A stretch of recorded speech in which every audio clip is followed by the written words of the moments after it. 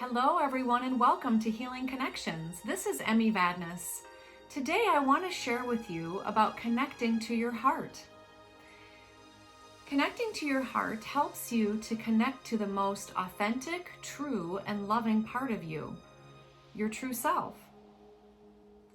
The heart is thought to have the largest electromagnetic field of any organ in the body.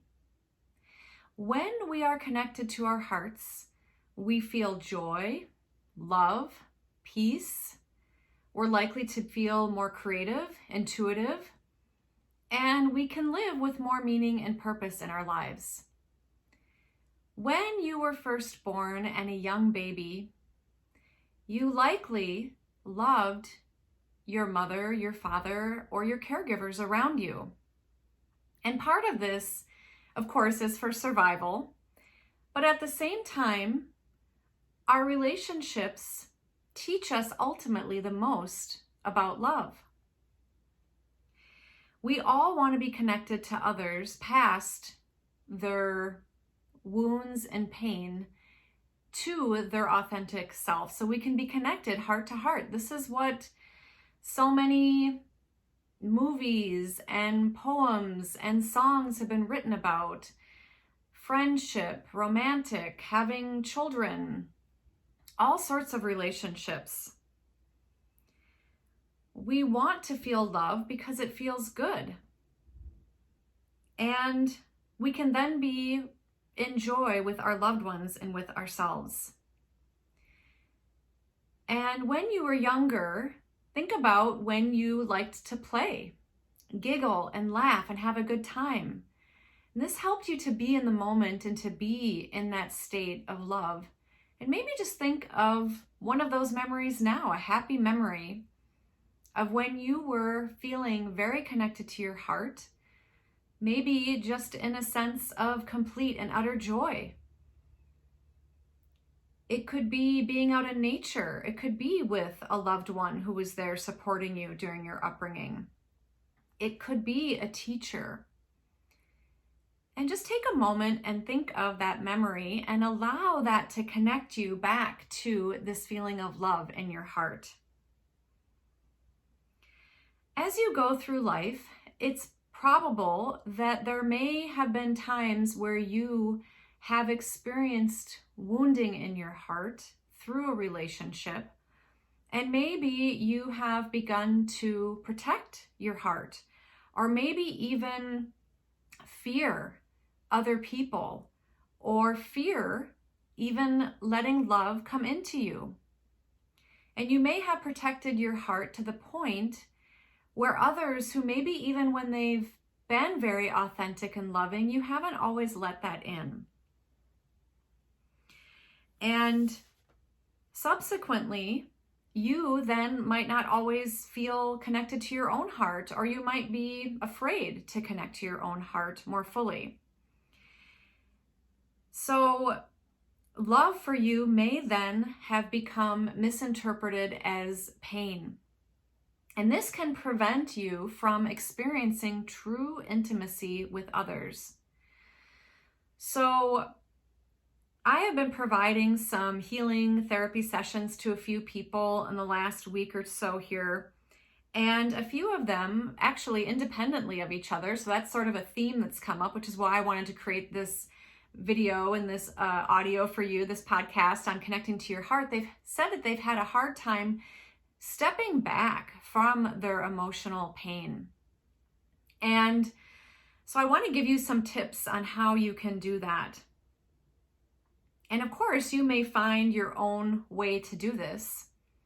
But some simple ways are to first, what is fun for you to do? Play.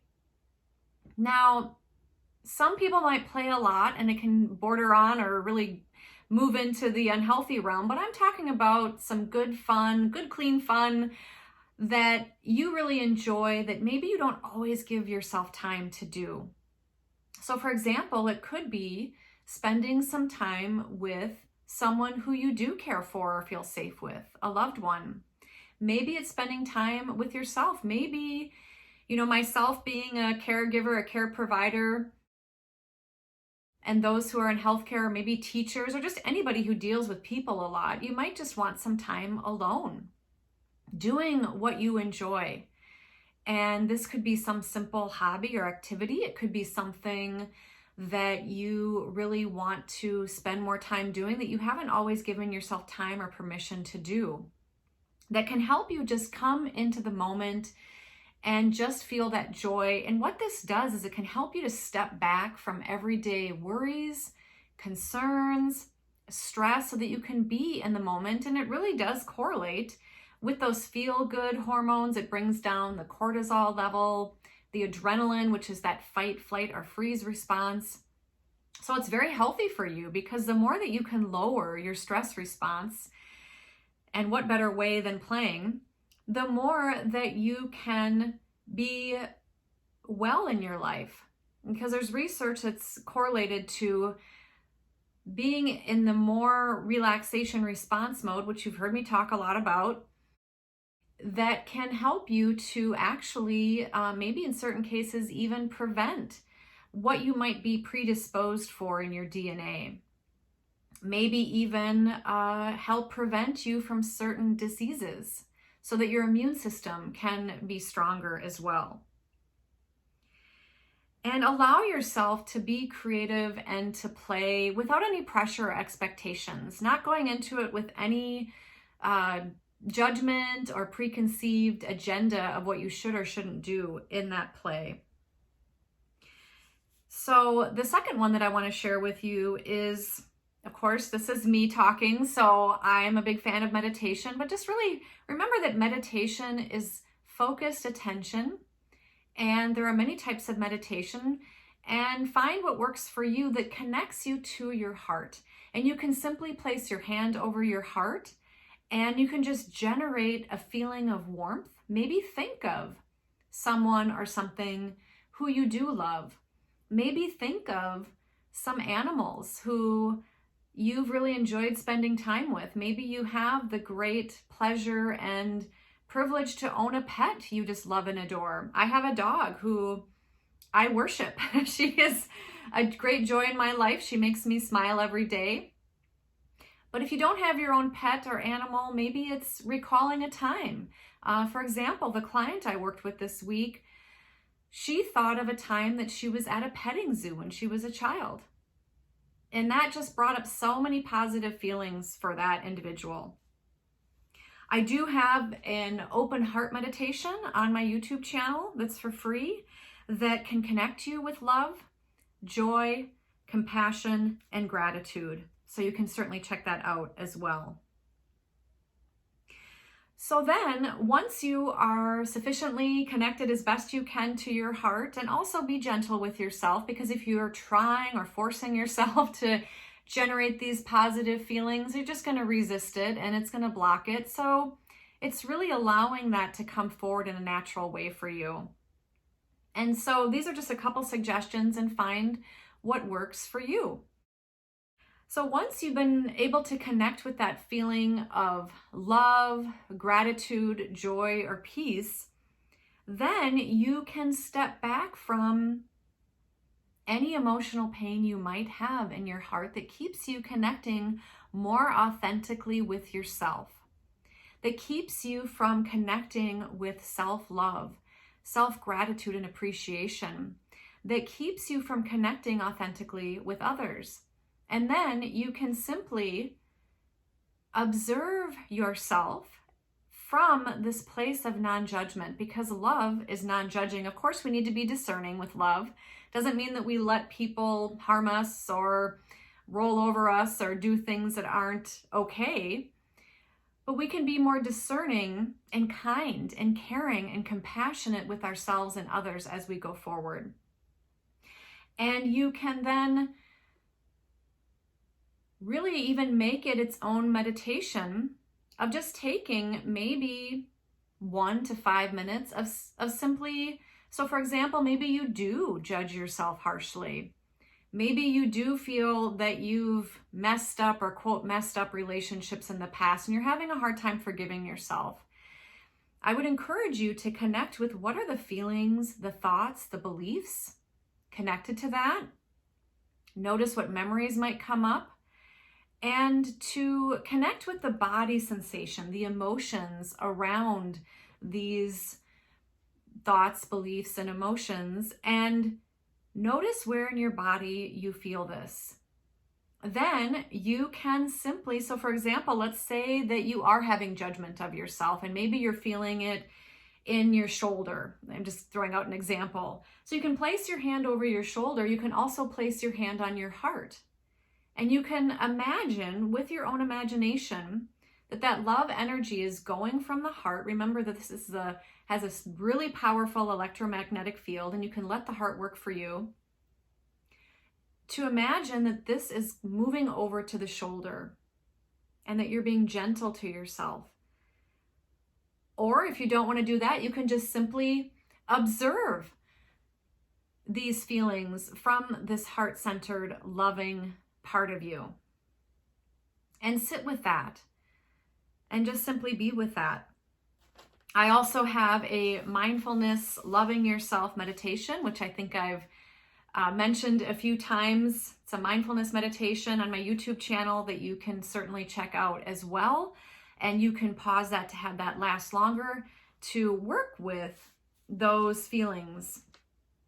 And then periodically throughout the day, you can, of course, you can have a time where you set aside to cultivate this and build it to be stronger, meaning that maybe you have some type of quiet time, relaxation time, meditation, creative activities, play, and then throughout the day, you can come back to your heart.